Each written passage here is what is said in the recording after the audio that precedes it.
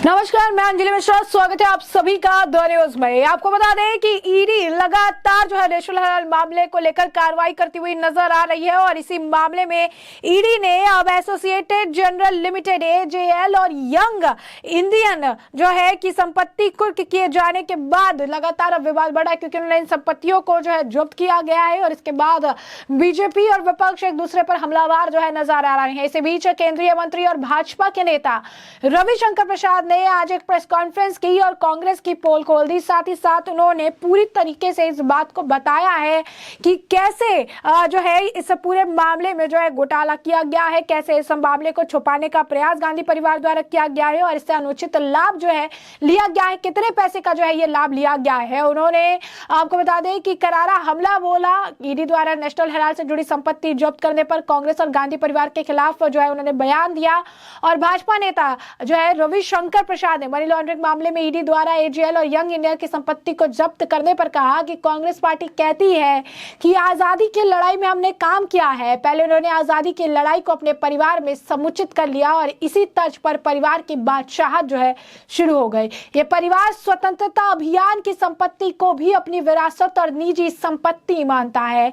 भारत के लोकतंत्र में ये बहुत शर्मनाक गिरावट है। और क्या कुछ कहते नजर आए रविशंकर जी, जरा एक बार सुन लीजिए। कांग्रेस पार्टी क्या कहती है? आजादी की लड़ाई में हम लोगों ने काम किया, ये उनका दावा होता है ना। ठीक है, अब कितनी गांधी जी की कांग्रेस बची है, राजेंद्र बाबू सरदार पटेल की, वो एक अलग विषय है। लेकिन पहले इन्होंने आजादी की लड़ाई को अपने परिवार में अप्रोप्रिएट कर लिया और उसके बाद उसी बिना पर परिवार की बादशाहत शुरू हो गई। मतलब इंदिरा जी, फिर राजीव गांधी, फिर सोनिया जी, फिर राहुल गांधी। राहुल गांधी का दावा कि पीएम तो वही बन सकते हैं जो कांग्रेसियों का दरबारी गान चलता रहता है। ये जो पूरी कहानी है नेशनल हेराल्ड की, वो क्या कहती है कि ये फैमिली सिर्फ पार्टी की लिगेसी और फ्रीडम मूवमेंट की लिगेसी नहीं कंट्रोल करती है, जो उस फ्रीडम मूवमेंट की जो प्रॉपर्टी लिगेसी है, मूवेबल प्रॉपर्टी है, इमूवेबल प्रॉपर्टी है, उसको भी अपना पर्सनल प्रॉपर्टी बनाती है। मैं इसको स्पष्ट करना चाहूंगा, हमने कभी इसको डिस्प्यूट नहीं किया कि कांग्रेस पार्टी के नेताओं ने आज़ादी के आंदोलन में बड़ा काम किया। वो अतीत की बात है, वो आंदोलन हमारे परिवार की लिगेसी है। इसलिए अब कांग्रेस पार्टी का नेता परिवार से होगा।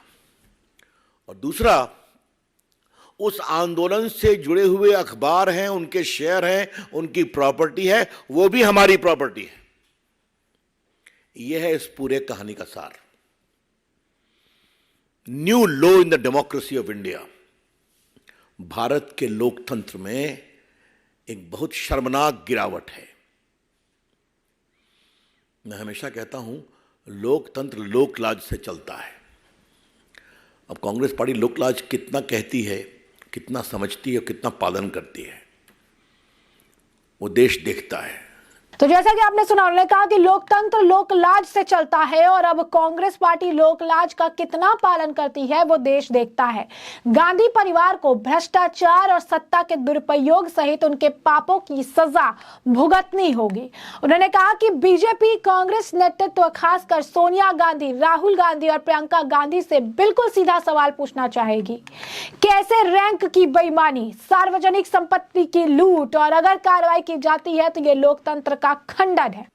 तो क्या करें? आप लूटें, आप भ्रष्टाचार करें और आपके खिलाफ कार्रवाई नहीं हो।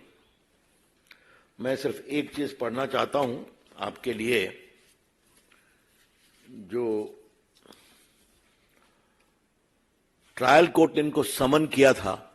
क्या कहा था ट्रायल कोर्ट ने? मैं उसको पढ़ना चाहता हूं। It appears that young India was in fact created as a shame or cloak to convert public money to personal use in order to acquire control over 2,000 crore worth of assets of Associated General Limited. तो मैंने जो commerce की बात कही है ये मेरी टिप्पणी नहीं है, कोर्ट ने ही कहा है। और आरोप क्या क्या फेस कर रहे हैं? 420 चीटिंग, उसके बाद through forgery and cheating converting property towards own use, तो 420 है, 468 है, 471 है, मैं उसमें नहीं जाऊंगा। तो आप ट्रायल फेस कर रहे हैं, आप इनकम टैक्स में हार चुके हैं, आपको बेल लेना पड़ा, सुप्रीम कोर्ट तक कोर्ट ने आपको राहत नहीं दिया। तो आज कह रहे हैं कि मर्डर ऑफ डेमोक्रेसी है क्योंकि हम लोग हार रहे हैं विधानसभा के चुनाव में। इससे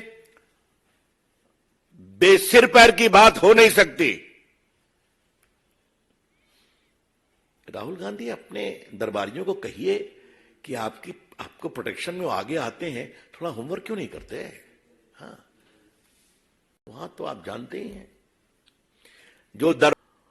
और उसमें कहा कि ये 90 करोड़ रुपया जो लोन दिया है कांग्रेस पार्टी ने, उसके एवज में पूरा 99% शेयर इस संस्था को वापस कर दो। तो इस संस्था ने क्या किया? कुछ तो देना था, तो 50 लाख रुपया दिया कांग्रेस पार्टी को। ठीक है, तो कांग्रेस पार्टी ने 90 करोड़ रुपया माफ किया, उसके एवज में 99% शेयर लिया, और वो शेयर माता पुत्र के यंग इंडिया ने कंट्रोल ने 76% 50 लाख में कांग्रेस पार्टी को ले लिया। मतलब वो भी 50 लाख रुपया कैसे आया आप सभी जानते हैं, इन्वेस्टिगेशन का विषय है। हम अपनी बिहारी भाषा में कहते हैं, न हर्रे लगे न फिटकिरी, रंग तो चोखा चोखा। देखिए बिहार से जुड़े लोग हंसने लगे। हाँ, इससे अच्छा कोई ट्रांजैक्शन होता है क्या? मैं इसको 3 पहलुओं पर रखना चाहता हूं। ये इमोरल है, अनैतिक है कि फ्रीडम मूवमेंट की एक लेगेसी को आपने जानबूझकर बंद कराया, उससे किराया लेना शुरू किया और गवर्नमेंट के द्वारा दी हुई प्रॉपर्टी को अपनी पर्सनल प्रॉपर्टी बना दी। तो आप देखिए किस तरीके से रविशंकर ने जो है उन्होंने अपने प्रेस कॉन्फ्रेंस में पूरी बात बताई कि किस तरीके से इसे जाल को बुना गया, पैसे जो है उनके पास आए, उसके बाद जो है इसमें शेयर खरीदा गया, जो ज्यादातर शेयर सोनिया और राहुल गांधी के नाम पे है।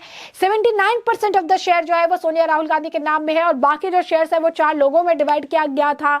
काफी ज्यादा कर्ज था और इसको बस शेयर उनको जो है बेच दिया गया और ये सारे मामले को रफा दफा करने का प्रयास किया गया। बाद में इस मामले का जो है खुलासा हुआ, मोतीलाल वोहरा का भी इस मामले में नाम जो है उठाया जा रहा था, जिसके बाद उनके बेटे ने भी इस मामले को लेकर बयानबाजी की थी। नेशनल हेराल्ड का मामला लगातार अगर आप कहेंगे तो इसमें बैक टू बैक कई सारी बयानबाजियां जो है होती हुई नजर आ रही है। मनी लॉन्ड्रिंग के मामले में ईडी ने नेशनल हेराल्ड केस में यंग इंडिया की 751.9 करोड़ की संपत्ति अटैच की है और इस कंपनी में सोनिया गांधी और राहुल गांधी की 76% हिस्सेदारी है। बता दें कि ईडी ने करोड़ों रुपए की संपत्ति को अस्थायी तौर पर कुर्क करने का आदेश जारी किया। पीएमएलए 2002 के तहत मनी लॉन्ड्रिंग मामले में 751.9 करोड़ रुपए की जांच की गई और जांच से पता चला कि मेसर्स जो है ये पूरा मामला है, इसमें किस तरीके से जो है घोटालेबाजी हुई है। एसोसिएटेड जनरल लिमिटेड एजेएल के पास भारत के कई शहरों जैसे दिल्ली, मुंबई, लखनऊ में फैली अंचल संपत्ति के रूप में अपराध से प्राप्त रुपए की रकम है 661.59 करोड़ रुपए और यंग इंडिया के पास अपराध से प्राप्त रुपए की आय है। एजेएल के इक्विटी शेयरों में निवेश के रूप में 90.21 करोड़ रुपए। ईडी द्वारा जो आपको बता दें धन शोषण मामले में एसोसिएटेड जनरल लिमिटेड और यंग इंडिया की संपत्ति जब्त किए जाने के बाद जो है लगातार जो है इस मामले पर विवाद भी गहरा रहा है। विपक्षी नेता लगातार भाजपा सरकार को जांच एजेंसियों पर हमलावर हो रहे हैं, तो राज्यसभा सांसद अब कपिल सिब्बल ने भी इस मामले को लेकर बयान दिया है। कपिल सिब्बल ने भी अब इस मामले पर जो अपनी प्रतिक्रिया है वो जाहिर की है और कपिल सिब्बल ने कहा कि ईडी को पता होना चाहिए कि कानून क्या कहता है, शेयर धारक कभी मालिक नहीं बन सकते। वहीं उद्धव ठाकरे के नेतृत्व वाली शिवसेना के सांसद संजय राउत ने भी भाजपा पर निशाना साधा, कहा जो लोग वॉशिंग मशीन से आए जाएंगे उनकी संपत्ति बच जाएगी, प्रॉपर्टी कंपनी की ही होती है। कपिल सिब्बल ने इस मामले पर आगे कहा कि ईडी को पता होना चाहिए कि कानून क्या कहता है। ईडी तो वकीलों के इशारे पर चलती है। यंग इंडिया का कहना है कि उन्होंने सारे एजेएल के 99% शेयर ले लिए, इसीलिए वो एजेएल की 752 करोड़ रुपए की संपत्ति के मालिक जो है बन गए हैं, जबकि कानून के आधार पर यह गलत है। अगर मैं किसी कंपनी के शेयर ले लेता हूं तो क्या मैं उस कंपनी का मालिक बन जाऊंगा? शेयर धारक तो शेयर धारक होता है, प्रॉपर्टी कंपनी की होती है, शेयर धारक मालिक नहीं बनते। उन्होंने कहा कि ये कहना कि एजेएल यानी यंग इंडियन मालिक बन गए हैं तो कानून के आधार पर गलत है और क्या कुछ उन्होंने कहा है, यानी कपिल सिब्बल ने कहा है, एक बार जरा सुनिए। ईडी को मालूम होना चाहिए, ईडी की अटैचमेंट है ना 752 करोड़ की, तो उनको मालूम होना चाहिए कि कानून क्या कहता है, ये तो मालूम होना चाहिए ना। ईडी तो वकीलों के इशारों पे चलती है ना, वकील बताते होंगे उनको कि कानून क्या है।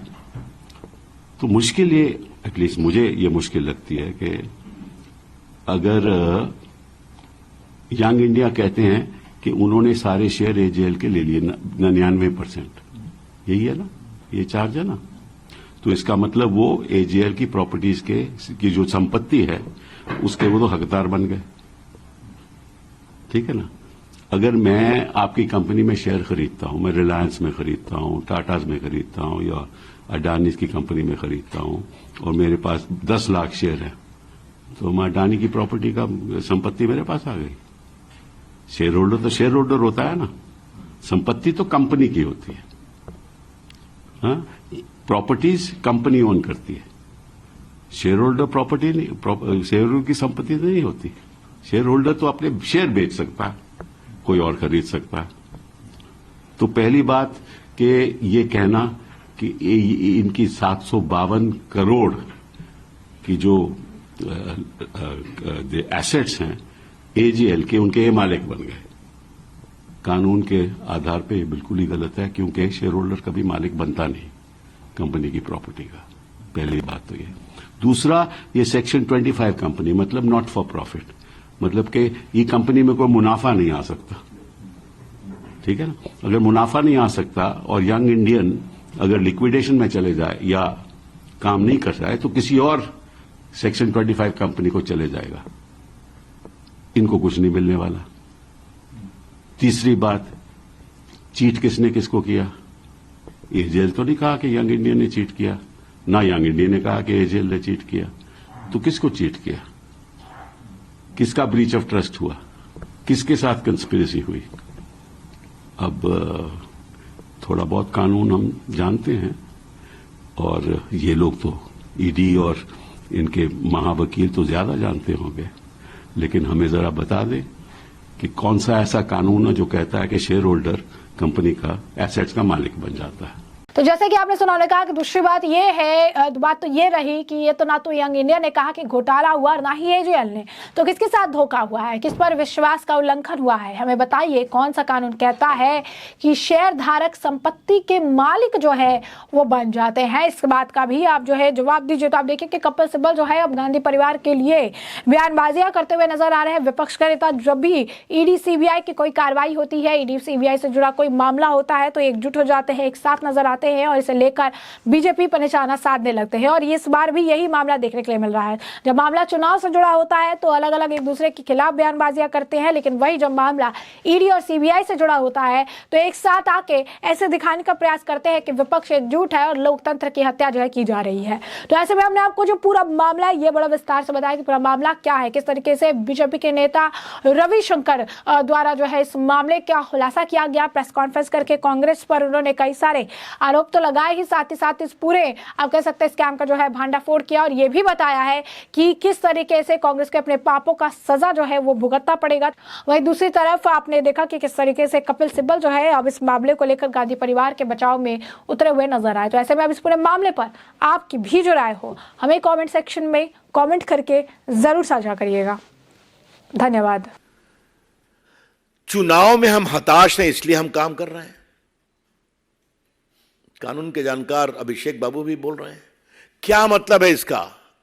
चुनाव आप सब जगह हार रहे हैं, लेकिन ये केस कब का है इसको रिकॉल करना जरूरी है। तो आप ट्रायल फेस कर रहे हैं, आप इनकम टैक्स में हार चुके हैं, आपको बेल लेना पड़ा, सुप्रीम कोर्ट तक कोर्ट ने आपको राहत नहीं दिया। तो आज कह रहे हैं कि मर्डर ऑफ डेमोक्रेसी है क्योंकि हम लोग हार रहे हैं विधानसभा के चुनाव में। इससे बेसिर पैर की बात हो नहीं सकती। राहुल गांधी अपने दरबारियों को कहिए कि आपको प्रोटेक्शन में वो आगे आते हैं, थोड़ा होमवर्क क्यों नहीं करते? हाँ, तो वहां तो आप जानते ही हैं, जो दरबार में जितना स्तुति गाएगा उसका सम्मान उतना ही बढ़ेगा।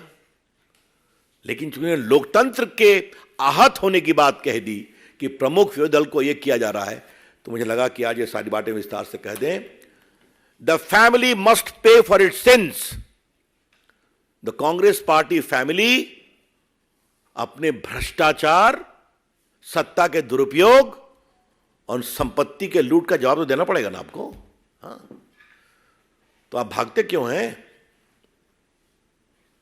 या आपको अभी भी लगता है कि वो प्रॉपर्टी अभी भी आपकी है? और आपसे मैं कहूंगा, आप सभी अनुभवी पत्रकार हैं, ये बहादुर शाह जफर रोड पर क्या कीमत है प्रॉपर्टी की, बताइए आप।